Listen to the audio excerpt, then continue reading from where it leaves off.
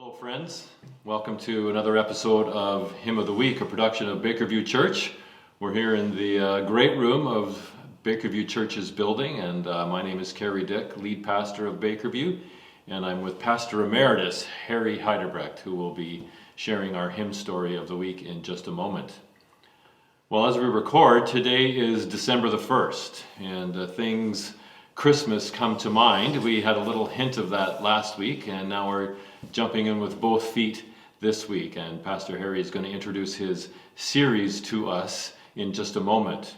But to whet your appetite, our scripture of the week will point in that direction. And I'm going to read a classic Christmas text that we often read at this time of year, but I will include the verses that we often leave out at this time of year as well. And it's from Isaiah chapter 9, verses 1 to 7. Nevertheless, there will be no more gloom for those who were in distress. In the past, he humbled the land of Zebulun and the land of Naphtali, but in the future, he will honor Galilee of the nations by way of the sea beyond the Jordan. The people walking in darkness have seen a great light. On those living in the land of deep darkness, a light has dawned. You have enlarged the nation and increased their joy. They rejoice before you as people rejoice at the harvest, as warriors rejoice when dividing the plunder. For as in the days of Midian's defeat, you have shattered the yoke that burdens them, the bar across their shoulders, the rod of their oppressor. Every warrior's boot used in battle, and every garment rolled in blood will be destined for burning, will be fuel for the fire. For to us a child is born, to us a son is given, and the government will be on his shoulders, and he will be called Wonderful Counselor, Mighty God, Everlasting Father, Prince of Peace. Of the greatness of his government and peace there will be no end.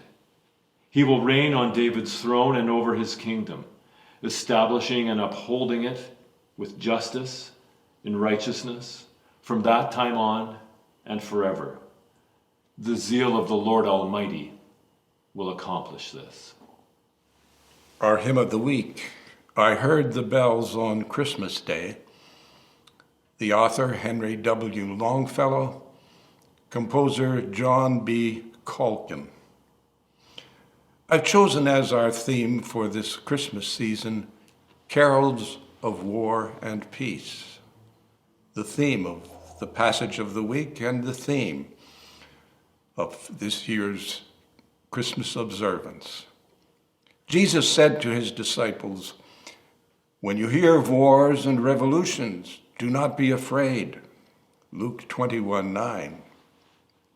History is very much the story of wars and conflict. God chose to send his Son into the world at such a time as that. The Roman conquest of Palestine in 63 BC set the stage for his birth. Caesar Augustus, Herod, a puppet king, a Roman census, a massacre of infant boys, and a flight to Egypt are all part of his story. In the end, Jesus was arrested by the Jews and executed by the Romans. War and revolution was the setting for some of our most beloved carols.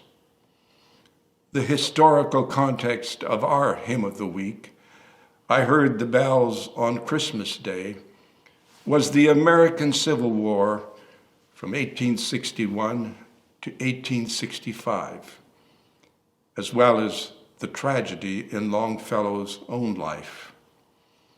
The Civil War was America's deadliest war ever, with the loss of 620,000 men.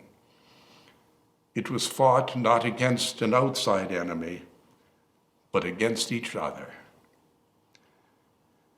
Henry Longfellow was at the time America's most popular poet.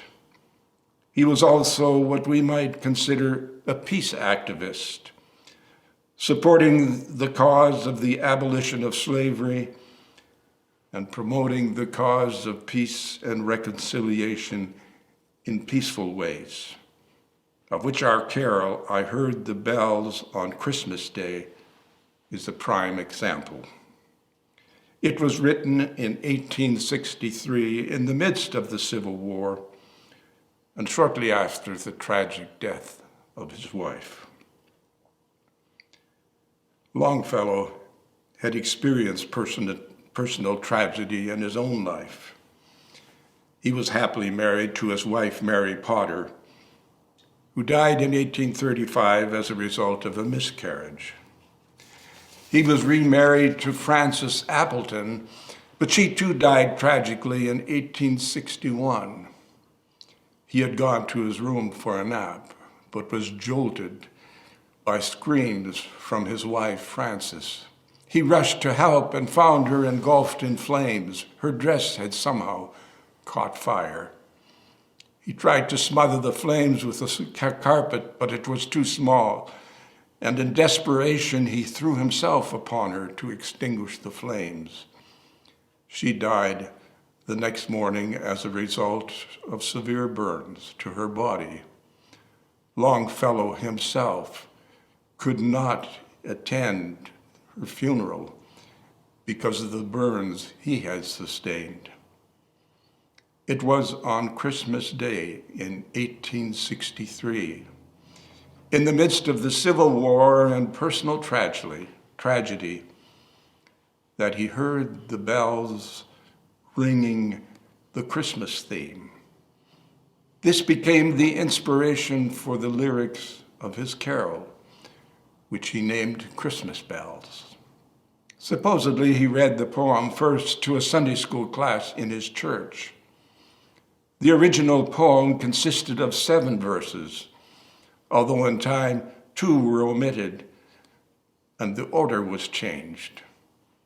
It is the 2 that were omitted that tell us most about the circumstances in which the carol was written. In the original, there are 2 sets of bells or verses, and then a final bell that sums everything up. The first 3 bells peal forth the good news of the shepherds, of the angels to the shepherds. I heard the bells on Christmas Day, their old familiars carols play, and wild and sweet the words repeat of peace on earth, goodwill to men. I thought how as the day had come, the belfries of all Christendom had rolled along the unbroken sound of peace on earth, goodwill to men. Then ringing, singing on its way, the world revolved from night to day, a voice, a chime, a chant sublime of peace on earth, goodwill to men. In contrast to the first set of bells, the second described a scene of war, tragedy, and despair. Then from each black, accursed mouth, the cannons thundered in the south. But with the sound, the carols drowned of peace on earth, goodwill to men. It was as if an earthquake rent the heathstone of a continent and made forlorn the households born of peace on earth, goodwill to men. And in despair, I bowed my head. There is no peace on earth, I said, for hate is strong and mocks the sound of peace on earth, goodwill to men. In contrast, the final bell, the final verse, resounds with the theme of hope. Then pealed the bells more loud and clear. God is not dead, nor does he sleep. The wrong will fail, the right prevail, of peace on earth, goodwill to men.